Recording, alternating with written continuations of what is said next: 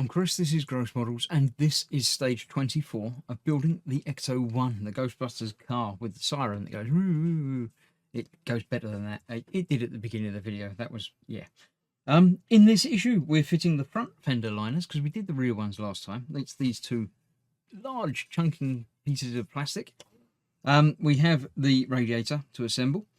Some screws, obviously, as well. I think that's the top of the radiator and like the oil cap and hose.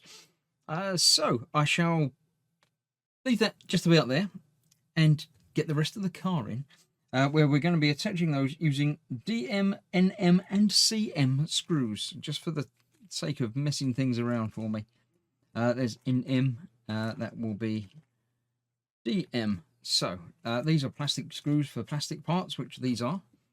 Let's move all that over there and let's try and figure out exactly what we're going to be doing. DM screws will be going at the front of the thing, so let's move those over there. Let's get 4 DM screws out, because there's 2 for each of them. 1, 2, 3, 4. That looks like I don't need that one quite yet. Let me bring in the car. Look, there it is. Look, it's huge now. It's really huge. I do need to work on rearranging things so I can get a bit more of it in shot. But while we're only working on a bit of it at a time, it's actually not too bad. So this is what we're going to be fitting on. Obviously, they fit on a bit like that. Where's that? 3, there's 3 there, and 3 backwards there, and that's there. Like that. Without trapping any wires underneath anything, and tubes and pipes. That one goes over the other side in almost exactly the same way, but opposite. Again, without trapping anything in there. So these DM screws, 2 on each side. Not you can't do both at the same time though. It's not that good. 1 on the side here, like that, and 1 on the front there, like that.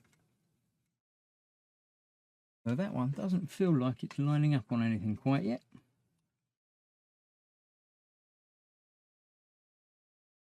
That isn't lining up. Why is that not lining up? Let me give up on that side and see why it might not be.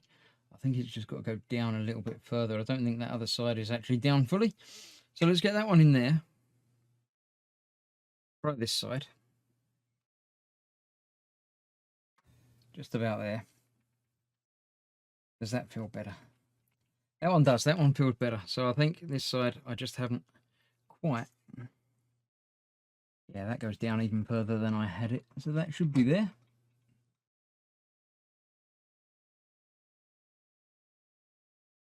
That's the downside to it being so big. You can't always see where you are. Now that's not lining up. Why is that not lining up? Because it wasn't down. I knew it wasn't down, but I thought it had got better, but it hadn't. So that's that. I'll tighten those up momentarily. But first of all, I need NM. I think they're the same, just a little bit longer. So again, I'll get 2 of those out. And they are going closest to the wall over here. That one. There. And obviously the same over there. Like that. And the CM goes in the other one that it looks like it should go into, the little raised area there.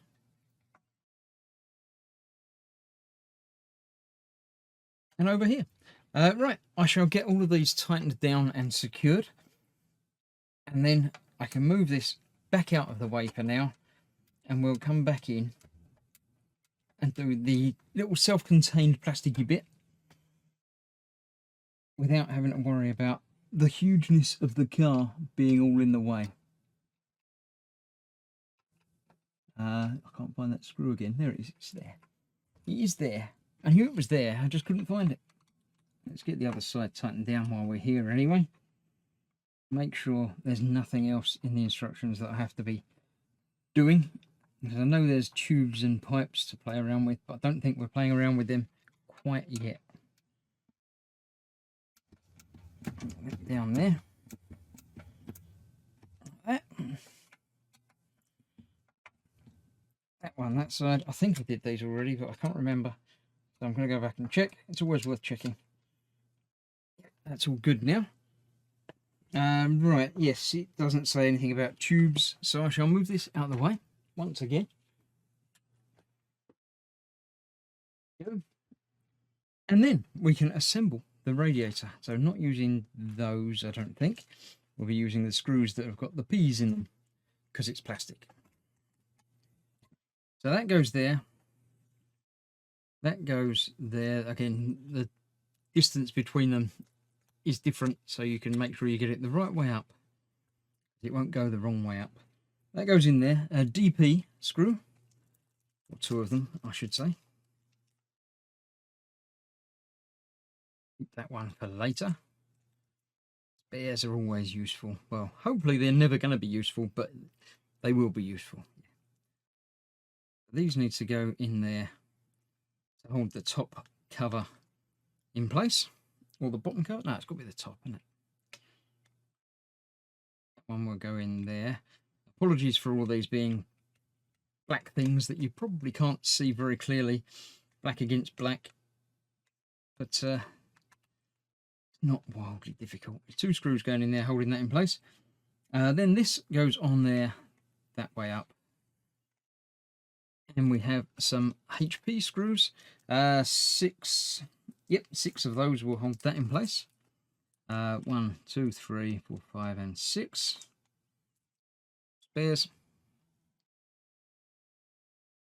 Obviously, the 6 of those going into the 6 holes